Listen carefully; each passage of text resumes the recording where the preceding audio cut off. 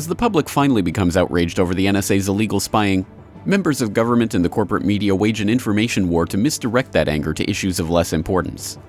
To counteract this, a bold new citizen-led initiative to nullify the NSA is now gaining momentum around the United States. This is the GRTV Backgrounder on Global Research TV. One of the less remembered parts of the Osama bin Laden fairy tale was that the NSA had a hard time keeping track of his communications with his al-Qaeda operatives. Why?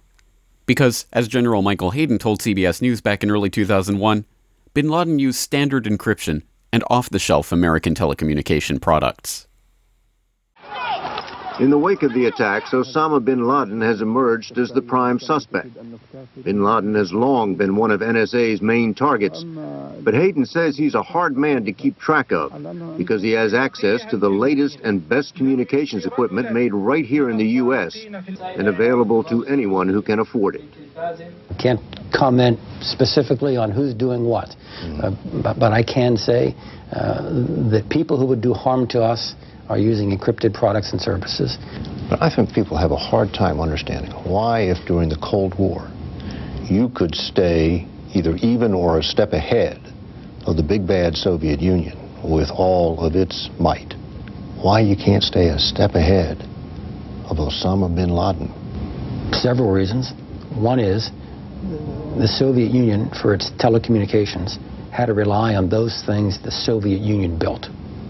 Osama bin Laden has at his disposal the wealth of a $3 trillion a year telecommunications industry that he can rely on. He has better technology? That's one. He has better technology available to him. I can't get into operational details about what it is we know or don't know about him.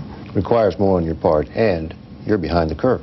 We're behind the curve in keeping up with the global telecommunications revolution. Yes, we are. And that's the challenge we have. Sound unbelievable? That's because it is.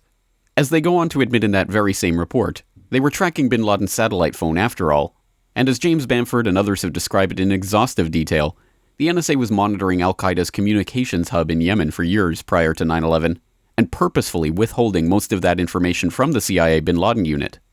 But the idea that the NSA just wasn't able to track bin Laden because of his dastardly technology was a key meme for the NSA to implant in the immediate wake of 9/11. That's why the Hayden interview was replayed on CBS less than 48 hours after the attacks, and that's why, as recently declassified documents show, the NSA used 9/11 as an official talking point to justify their illegal surveillance of Americans. This meme, of course, was a lie. As NSA insiders have pointed out for years, most, if not all, of the current illegal collections programs began before 9/11, but the false flag events of September 11th provided the perfect justification for the revelation and expansion of those programs. I would hear the following phrase, which I think one person in particular probably had regrets ever saying more publicly, that 9/11 was a gift to NSA. A gift. Now, over a decade later, that meme is paying off. Just 2 weeks after a federal district court judge ruled the NSA's collection of telephone metadata unconstitutional, a different district court judge ruled it constitutional. In his particularly florid ruling, U.S. District Court Judge William Pauley wrote, "The September 11th terrorist attacks revealed, in the starkest terms, just how dangerous and interconnected the world is. While Americans depended on technology for the convenience of modernity, al-Qaeda plotted in a 7th century milieu to use that technology against us. It was a bold jujitsu, and it succeeded because conventional intelligence gathering could not detect diffuse filaments connecting al-Qaeda. No matter if it bears any resemblance to reality, the meme has been planted and the courts are going along with it.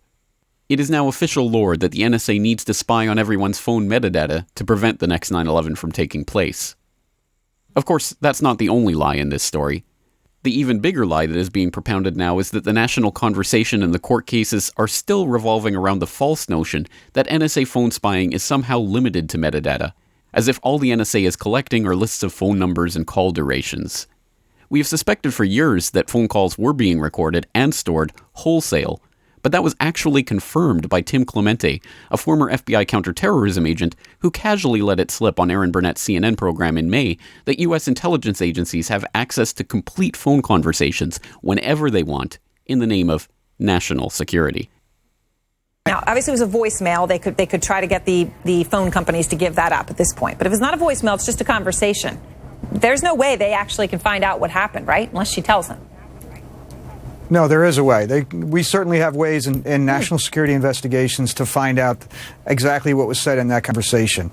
It's not necessarily something that the FBI is going to want to present in court, but it may help lead the investigation and or lead to questioning of her. So somewhere we can it's certainly being find that out. digitized, or they can actually get that. Because people were saying, look, that wouldn't be possible. yes. It's pretty incredible what you're saying. No, welcome to America. All of that stuff is being captured as we speak, whether we know it or like it or not. Although this caused a buzz at the time and was picked up by numerous publications, it was soon covered over by the Snowden story, which once again focused people's attention on metadata. One person who did not gloss over it, however, was Russ Tice. He is a former NSA employee who became a whistleblower almost a decade ago as one of the sources for the initial New York Times story exposing the illegal NSA wiretapping program. When he heard Clemente's interview, he immediately contacted his ex-NSA friends and discussed whether the NSA was already recording every phone conversation they could intercept and storing them at their new Utah data center. The ex-NSA gathering's consensus? This was exactly what the NSA was doing. As a result, Tice decided to go further than ever before about what he knew regarding illegal NSA activities. In a series of interviews on BoilingFrogsPost.com, The Corbett Report, and other media venues, Tice revealed that during his time as an NSA employee, he had personally handled the eavesdropping orders to monitor the communications of high-ranking judges, congressmen, and military officials, presumably for the purposes of blackmail. Initially what I saw was they were targeting news organizations, they were targeting U.S. companies that did international business, they were looking at financial institutions, but they were also going after the State Department and Secretary of State Colin Powell at the time, and they were going after high-ranking military generals, and that was just with my space capabilities that I saw.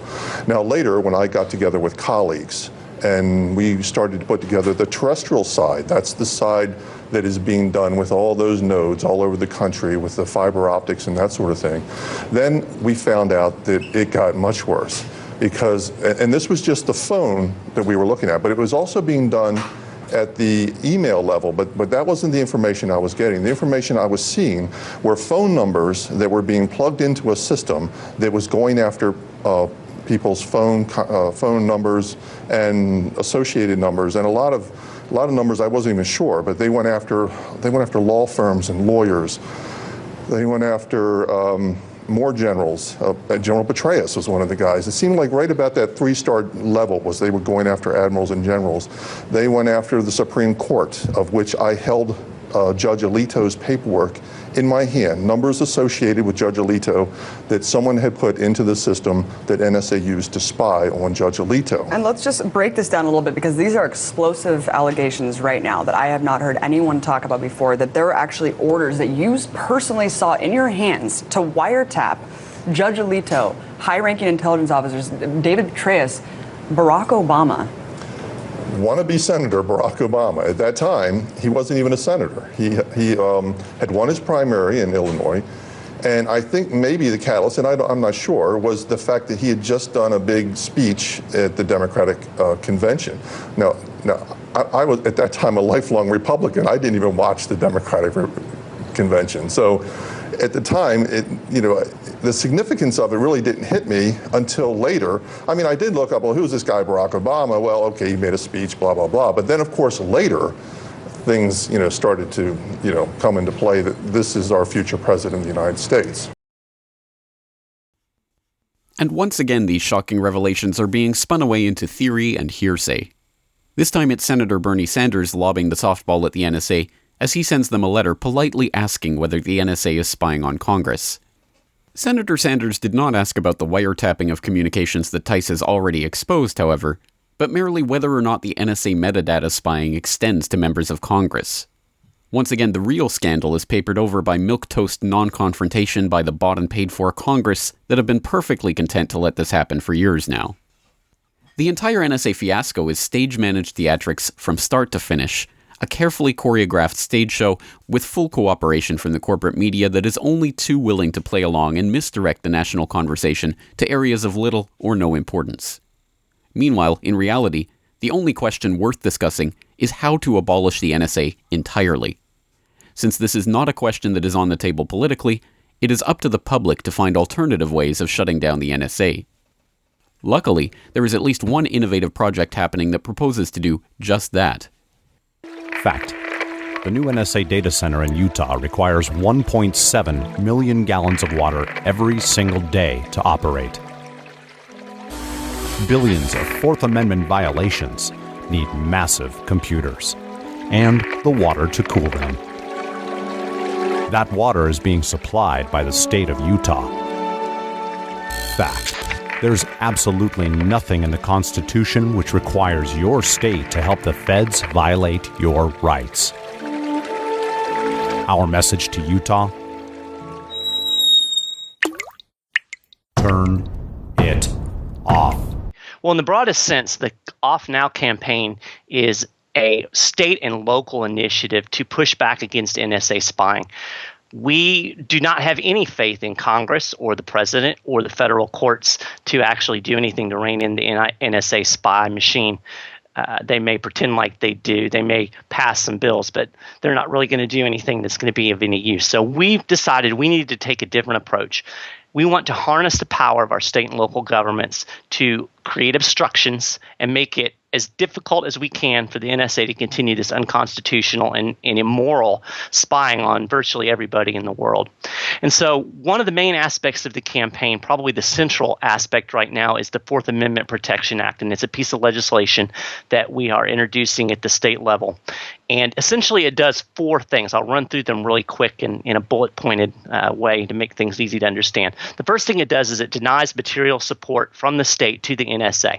So essentially anything that the NSA gets from the state, they won't get it anymore. And this could be very significant in some places. For instance, Utah, they use 1.7 million gallons of water a day to cool their spy computers in the Bluffdale data center. That water is actually supplied by a utility that's owned by the city of Bluffdale, which is a subdivision of the state of Utah. With this bill, it will make it possible to take steps to turn that water off and force the NSA to find water someplace else. So this can be extremely significant in states that actually have NSA facilities. We'd also deal with public utilities that supply electricity and things that we probably haven't even imagined yet. The second thing it does, and I really think this is the most significant part of the bill, at least in the short term, is that it prohibits any data that has been gathered by the NSA without a warrant that is shared with state and local law enforcement. It makes it inadmissible in state courts. We know that the NSA is sharing this data. We know that very little of it actually has anything to do with quote-unquote national security. It's for basic law enforcement purposes. So this would basically say, you can share this data all you want to, but it's going to be useless to state and local law enforcement in court, and it will kind of take that dagger out of the heart of the Fourth Amendment that this kind of information sharing shoves in there. A third aspect that it does is we have 166 universities in the United States that have partnerships with the NSA. They call them Centers for Academic Excellence, which I think is a nice Orwellian term suitable for this particular subject. This bill would deal with state and public universities and force them to leave these relationships and keep any other state universities from entering into them. And then finally, it deals with corporations that do business with the NSA. And essentially, it's a disincentive to these corporations. Basically, the bill says, Corporation XYZ, if you're going to do business with the NSA, then we're going to prohibit you from having any state or local contracts and take that business away from you. So hopefully, it will create some disincentive. So this is the basic gist of the legislation that we're working to get passed. Those who are interested in finding out how they can help to turn the taps off on the NSA, literally, are encouraged to explore the nullify NSA hashtag on Twitter and the campaign website at offnow.org. For more on this story and other breaking news and current events, please go to globalresearch.ca. For more research and analysis by James Corbett, please go to corbettreport.com. The Center for Research on Globalization depends on your support. To purchase a book or DVD, or to make a donation, please visit globalresearch.ca today.